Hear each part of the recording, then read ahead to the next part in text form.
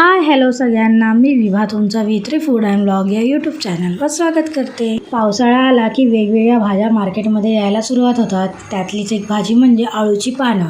आज आपण त्यापासून बनवणार आहोत अळूचं फतफदं. अळूचं फतफदं बनवण्यासाठी आपण इथे अळूची पानं घेतलेली आहेत. या अळूच्या फतफद्याच्या पानांना थोडीशी खाज असते. पानं आणि देठं आपण स्वच्छ धुवून घेतलेली आहेत.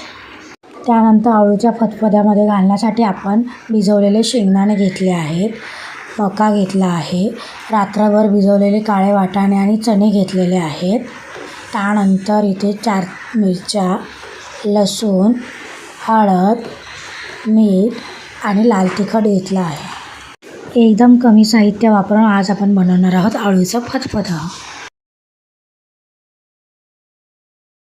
आपण इथे कोकमसुद्धा घेतलेले आहेत. तुम्ही कोकमाऐवजी चिंचसुद्धा वापरू शकता. कोकमामुळे आपल्या अळूच्या पानांना जी खाज असते ती निघून जाते, त्यामुळे आपल्याला खातानासुद्धा आपल्या घशाला त्रास होत नाही.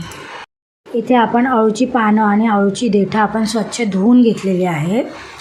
आता आपण अळूची देठं सोलून घेऊया. अळूची देठं सोलताना आपण हाताला थोडं तेल लावून घ्यायचं, जेणेकरून आपल्या हाताला खाज उठणार नाही. अशा पद्धतीने आपण एक एक देठं सोलून घेऊया. त्यामुळे आपल्या अळूची खाज अजून कमी होईल आणि खाताना त्याचा त्राससुद्धा होणार नाही.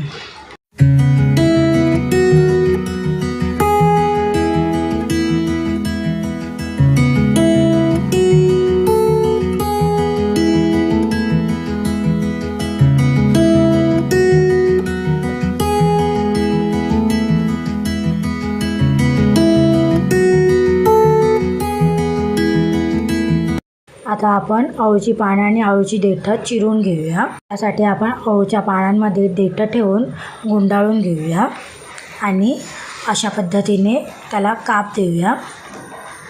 तुम्ही पानं आणि देठं वेगवेगळी करूनसुद्धा कापू शकता. इथे अळूची पानं आणि देठं अशा पद्धतीने बारीक बारीक कापून घेतलेली आहेत.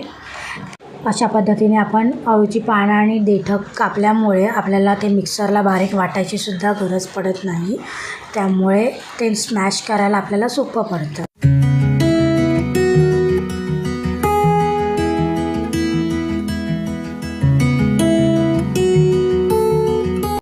आता ही अळूची पानं आणि देठं आपण बारीक कापून घेतलेली आहेत. आता ही आपण कुकरमध्ये वाफवून घेऊया.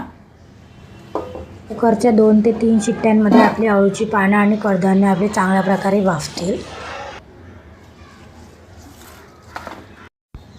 आता हे आपण कुकरच्या भांड्यामध्ये पानं आणि देठं ठेवली आहेत.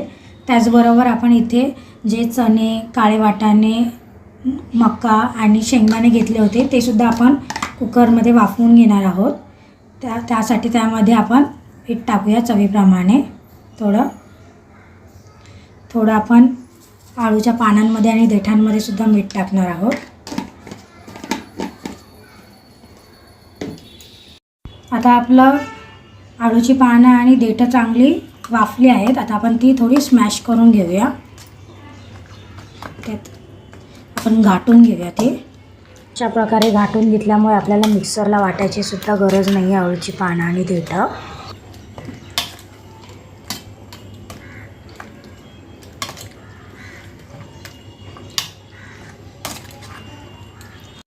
आता ही देठं आणि आपले अळूची पानं चांगली स्मॅश करून घेतलेली आहेत. त्याचबरोबर आपले इथे कडधान्यसुद्धा वाफवून झालेले आहेत. आता आपण फोडणी देऊन घेऊया. आता आपण एका टोपामध्ये तेल टाकून घेऊया फोडणीसाठी.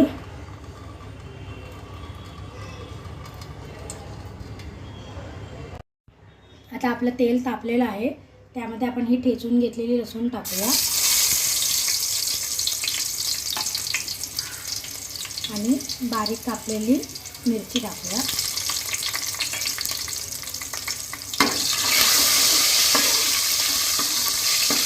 आता आपली लसूण लालसर झालेली आहे. त्यामध्ये आपण ही थोडंसं लाल तिखट मसाला टाकूया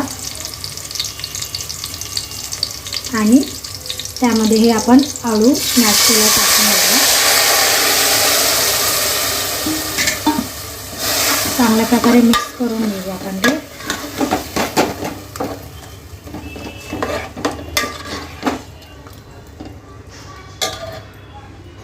त्यामध्ये थोडीशी आपण हळद टाकूया.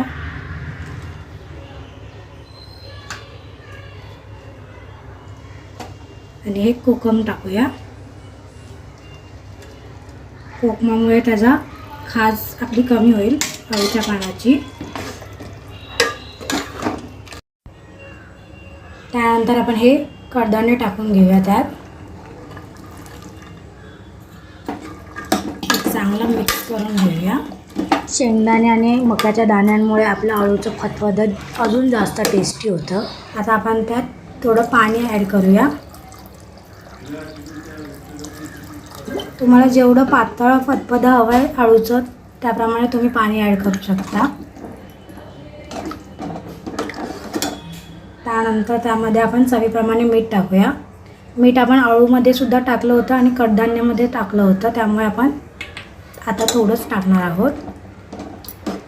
अळूची पानं आणि कडधान्य कुकरमध्ये वाफवून घेतल्यामुळे आता आपण ती जास्त शिजवणार नाही आहोत, फक्त एक उकळी देणार आहोत. तुम्ही बघू शकता अळूच्या फतफद्याला चांगला कलरसुद्धा आलेला आहे.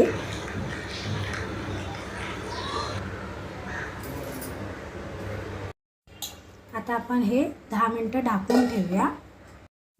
आता 10 मिनटं झालेले आहेत. आपलं अळूचं फतफद चांगलं शिजलेलं आहे, तुम्ही बघू शकता. आता आपण हे सर्व करून घेऊया. आता हे आपण सर्व करून घेऊया. अळूचं फतफद तुम्ही भाताबरोबर किंवा भाकरीबरोबर सर्व करू शकता. अशा प्रकारे तयार झालं आहे आपलं गरमागरम अळूचं फतफद. पावसाच्या दिवसांमध्ये गरमागरम अळूचं फतफद आणि गरम भात खाण्यात जी मजा असते ती वेगळीच असते. त्यामुळे तुम्ही पण घरी नक्की ट्राय करा आणि मला कमेंट करून सांगा.